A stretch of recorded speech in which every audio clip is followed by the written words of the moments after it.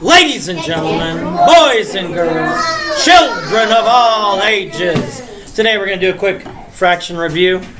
Like I said, I'm going to drill fractions into your brains for the rest of the year so that when you get in 6th grade, they're not going to have to reteach you any of this fraction stuff. You're going to know it forwards and backwards. Good.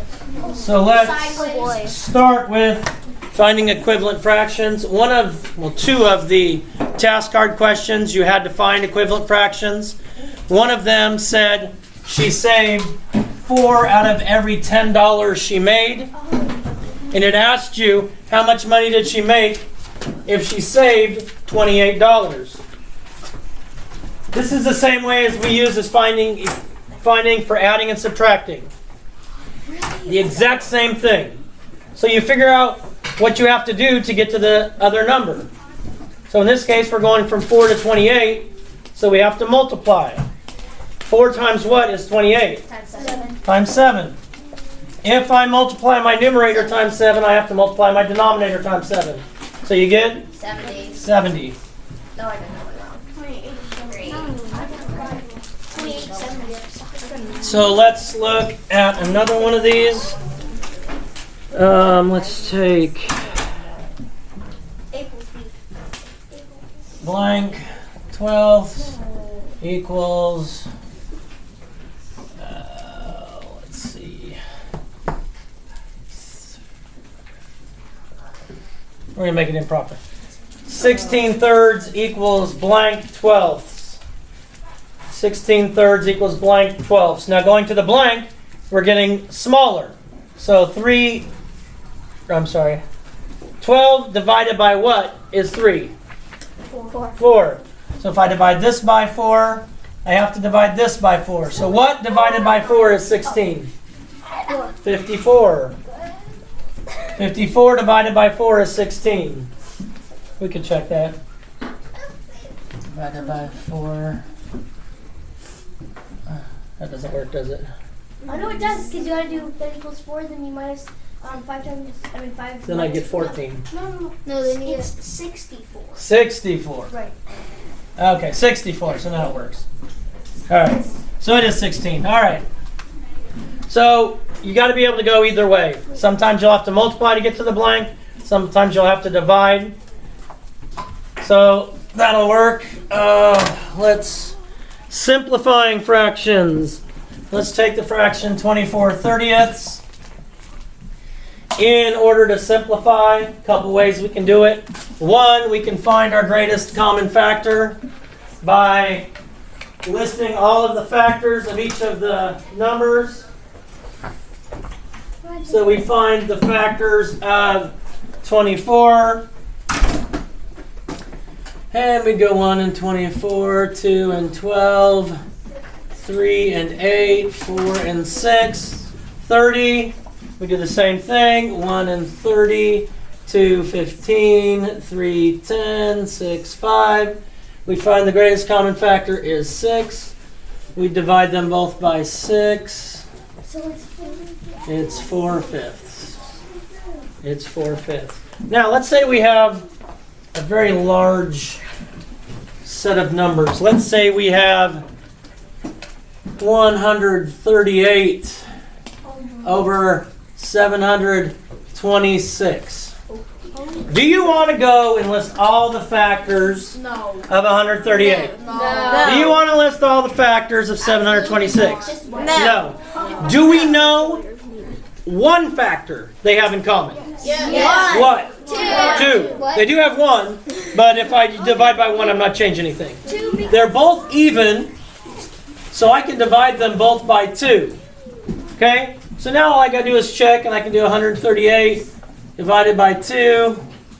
Let's see, 6, 8. So 69. So this is going to equal 69 over 726 divided by 2 is 3. That's 362, right? Okay, now, are they both divisible by 2? No, because the 9 is not an even number. Are they both divisible by 3? I'm up here, Kaden. Are they both divisible by 3? Wait. How do you check? Dividing. You add 9 plus 6, and then 2 plus 6 plus 6. Okay, so what is 9 plus 6? 15. 15. Is 15 a multiple of 3? Yes. So this is divisible by 3. What is 2 plus 6 plus 3? 11. So is 11 a multiple of 3? No.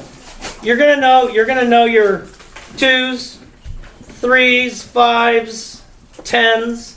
Those are gonna be the ones that help you out the most. If you know your divisibility rules for 2, 3s, 5s, 10s, that's gonna really help you more than anything. But let's look at another one that's really, really difficult. 200,740 and 8,270. Hey, those are both divisible by 10. They're both divisible by 5. They're both divisible by 10. If they're both divisible by 10, I can just cross that off. Are they divisible by 3? No. 5? No. No, not with what they have now. So they may be divisible by something else. I don't know. But this, knowing our divisibility rules by 10, helps us quite a bit. I've taken it down from thousands now down to hundreds. So that's a lot better off. Oh, let's see what else we have to do. Oh, mixed numbers and improper fractions. Oh. Yay. Yeah, just kidding. This is easy. Okay, let's take first a mixed number and we're going to change it to an improper fraction.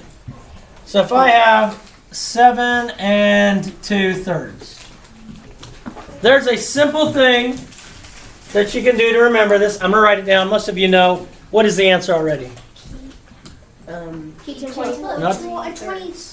23 thirds. Okay? What you're doing is you're multiplying your denominator, which is what? 3 times your whole number, which is 7. And you're adding your numerator, which is 2. 3 times 2 plus 7, and it stays over the same denominator, which is 3.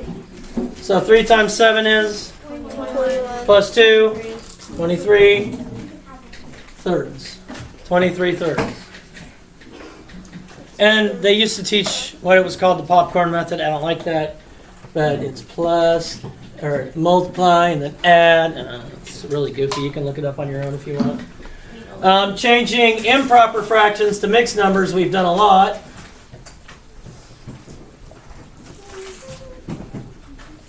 Improper to mixed. So let's say we have 18 fifths. This is real easy. Denominator, numerator into your denominator. When you're done, your quotient is your whole number, your remainder is your numerator, your denominator stays the same. So, what is my numerator? 18. Divided by, oh, I'd have that right the first time. Divided by my denominator, which is 5. How many times is 5 going to 18? 3. And 15 throws 3 remainder 3, which gives me 3 3/5. 3 3/5. Let's look at another one. Again, we have the same thing. Numerator divided by denominator. My quotient, remainder, denominator stays the same. Let's take, Natalie, say the number 42. 42. Thank you. That's my numerator. Reagan, say the number 7. 7. Okay, that's my denominator. Good. Thank you all for your help here. 42 sevenths. Denominator into numerator. So 42 divided by 7. 6. Well, so do I have a fraction? No. No, my answer is just 6. If I don't have a remainder, then my answer is just a whole number. So easy peasy, raw chicken squeezy. What? Is that like the new fidget toy? You squeeze raw chicken? Yeah, you squeeze raw chicken, then you lick your hand. I didn't make it up. It was me. Is that the new way that kids Boom shakalaka. Peace out. God bless. Love you. Do something kind today. Subscribe. Save the bees.